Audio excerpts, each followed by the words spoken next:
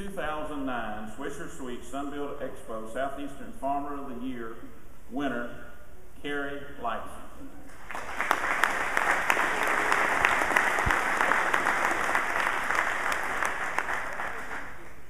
Chip, isn't the word for the Expo wow?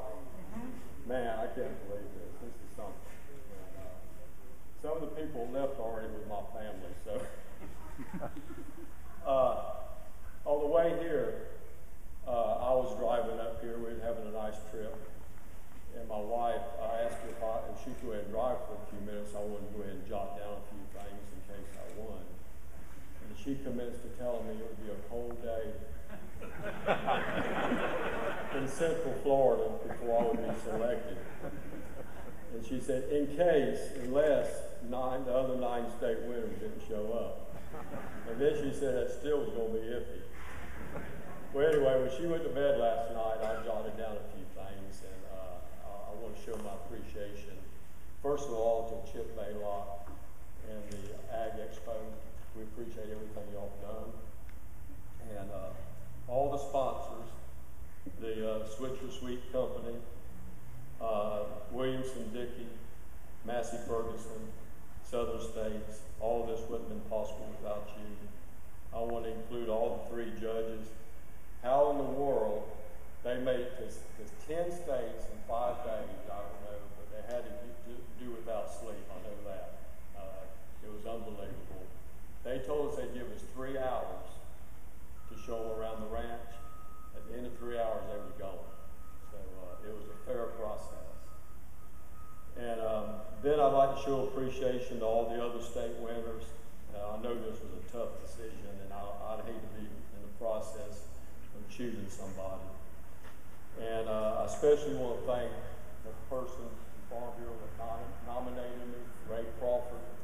Would you and your wife, Lynn, please stand up?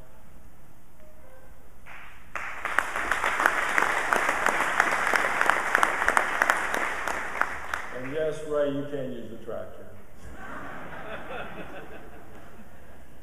I'd also like to thank my ag teacher. Would you stand up, Mr. Holmberg? And Wally Hinton. Mr. Holmberg was a winner.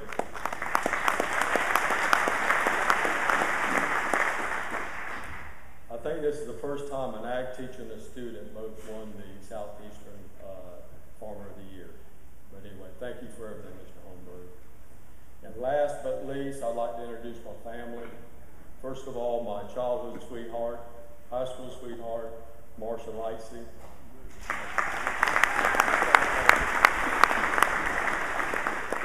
And then I'd like to introduce my family, my kids, Clint Lightsey,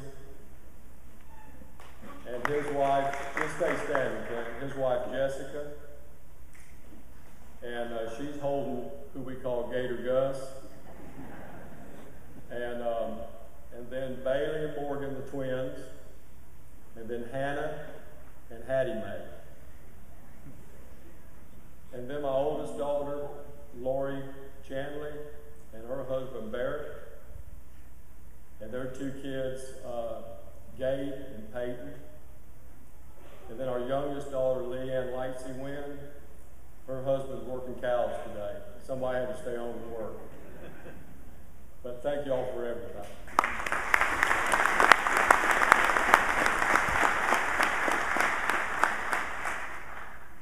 I'm going to make this short.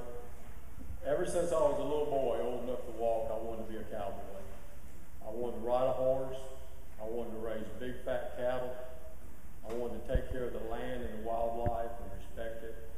And I wanted to do it with my family. And that dream came true. And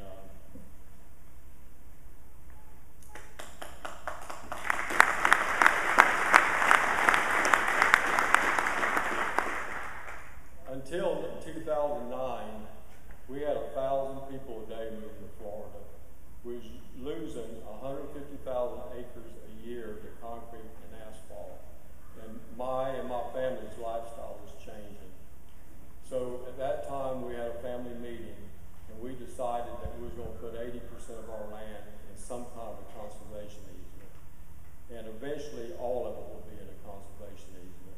We want to save our heritage and our family tradition. We've ranched this land since the middle 1800s, and we respect and we love the land. And we always felt like the way we treat the land is the way it's going to treat us later.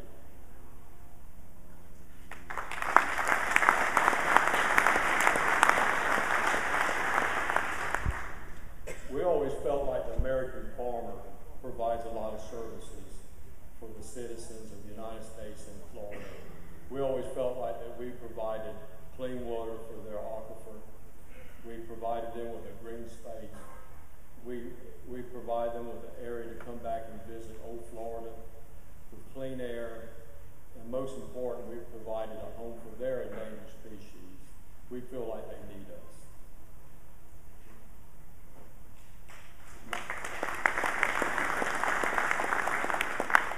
My forefathers expected us, my generation, to respect the land. And ever since I was young, I wanted to have a family. And my theory was always that we're only borrowing this land